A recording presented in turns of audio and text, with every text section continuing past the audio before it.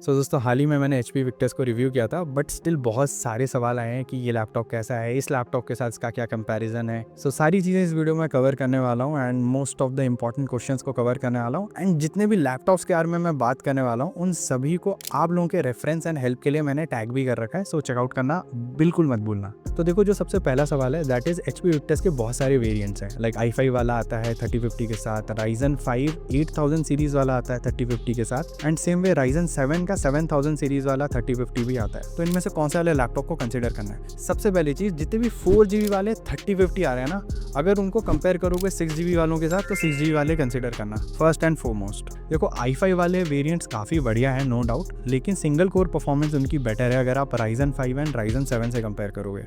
तो इसमें होता ये है कि आपको अगर गेमिंग करनी है, मतलब गेमिंग आपका मेन प्रायोरिटी है, तो मैं बोलूँगा भाई आप इंटेल वाला ले लो। लेकिन मान लो आपको एडिटिंग भी करनी है, प्रोडक्टिविटी टास्क वगैरह थोड़े ज़्यादा करते हो, अगर आपको म्यूजिक भी प्रोड्यूस करना है, डेटा एनालिसिस करनी है, मल्टीटास्किंग करनी है, तो उस मामले में Ryzen वाला थोड़ा सा बेटर रहता है। बट एक चीज़ याद रखना, वो 4GB एंड 6GB वाला रूल अप्लाई जरूर करना, 6GB वाला RTX 3050 कंसीडर करना है। अब देखो, CPU का तो मैंने बता दिया इंटेल एंड Ryzen वाले में क्या मेनली डिफरेंट। अब देखो, Ryzen 5 एंड Ryzen 7 में Ryzen 7 वाले को कंसीडर कर लेना। और एक और चीज़ जरूर चेकआउट करना, रैम DDR4 है या DDR5, DDR5 definitely better performance निकाल कर देगा। अब दोस्तों दूसरा सवाल ये है कि LOQ के साथ अगर हम कंपेयर करते हैं HP विक्टर्स को, तो दोनों में से बेटर कौन सा है? देखो, अगर दोनों की स्पेसिफिकेशन सेम है या ऑलमोस्ट सेम है, इफ नॉट एग्जैक्टली सेम, तो LOQ हर मामले में बेटर है। बट अगर आप HP विक्टर्स के 4050 वाले को कंपेयर कर रहे हो LOQ के 3050 के साथ, then 4050 Victus definitely better performance निकाल कर देगा। लेकिन अगर दोनों के सारे स्पेसिफिकेशन सेम है, ग्राफिक कार्ड भी सेम है, तो भाई LOQ हर मामले में बेटर है। मतलब better thermals, better build quality, better performance, better display, LOQ definitely better है। और हाँ, बहुत लोगों का सेम सवाल है बट HP विक्टर्स और टफ गेमिंग के बीच में, तो यहाँ पे भी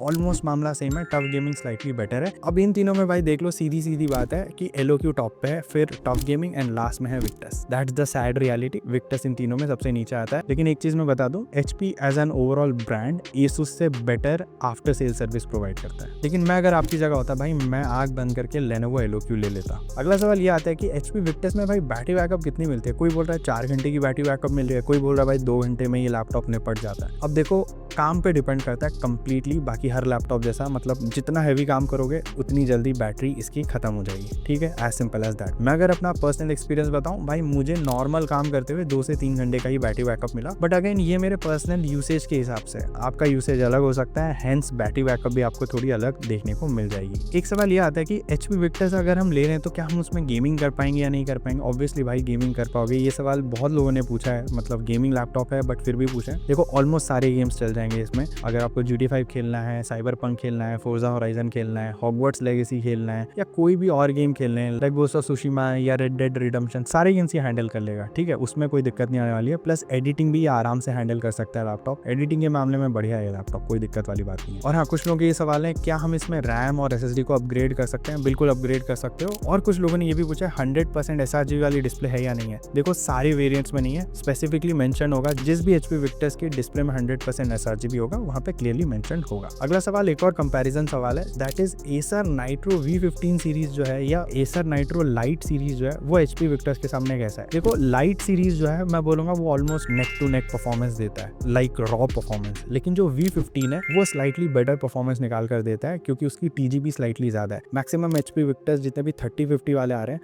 उन सब में भाई TGB 50 वॉट की ही है। एक दो वेरिएंट्स हैं जिसमें शायद 70 वॉट टच करता है, but I am not sure. मैंने जो टेस्टिंग की थी भाई 50 to 55 वॉट की TGB ही थी। और हाँ, एक और सवाल ये आता है कि RTX 3050A एंड RTX 3050, ये 2 वेरिएंट्स आते हैं विक्टर्स वाले, इनमें से कौन सा बेटर है? भाई RTX 3050A ऑन पेपर तो बोला जा रहा था बेटर परफॉर्मेंस देगा, बट रियलिटी में RTX 3050A से बेटर परफॉर्मेंस दे रहा है। तो अगर आप ऐसे 2 HP विक्टर्स के बीच में कंफ्यूज हो, जिसमें एक में 3050A है एंड एक में 3050 है, नॉर्मल 3050 वाला लेना। और हाँ, कुछ लोगों ने ये भी पूछा है कि क्या हम इसमें ब्राउजिंग, कोडिंग या day to day task, graphic designing कर सकते हैं या नहीं कर सकते हो? आराम से कर सकते हो, कोई दिक्कत नहीं आएगी। अगर आप हाँ ग्राफिक डिजाइनिंग करते हो और आपको कलर एक्यूरेसी से रिलेटेड बहुत ज्यादा काम करना पड़ता है, देन इसकी डिस्प्ले आपके लिए बेस्ट नहीं रहने वाली है, क्योंकि इसका डिस्प्ले पे 45% NTSC के साथ आता है। और हाँ, जो लास्ट हमारा सवाल है, क्या हम इसमें ब्लेंडर जैसे सॉफ्टवेयर चला सकते हैं? चला सकते हो आराम से, कोई दिक्कत नहीं आएगी, बट बेसिक प्रोजेक्ट्स ही बना पाओगे, बहुत high and projects he handle नहीं कर पाएगा, क्योंकि अगेन TGB कम है। Same goes with AI/ML task, मतलब AI/ML के मॉडल्स वगैरह ट्रेन करना चाहते हो जाएगा, बट TGB कम है, तो उतनी तगड़ी परफॉर्मेंस एक्सपेक्ट मत करना जितनी तगड़ी परफॉर्मेंस G15 जो डेल का आता है वो, या फिर Lenovo LOQ जो निकाल कर देगा, उतनी तगड़ी तो परफॉर्मेंस नहीं निकाल कर देने वाला है HP Victus। सो गाइस यही थे कुछ सवाल जिनके मैंने फटाफट दे दिए जवाब। सारे लैपटॉप्स को मैंने टैग भी कर रखा है, उनके लिंक्स भी दे रखे हैं, तो जाके चेकआउट कर लेना।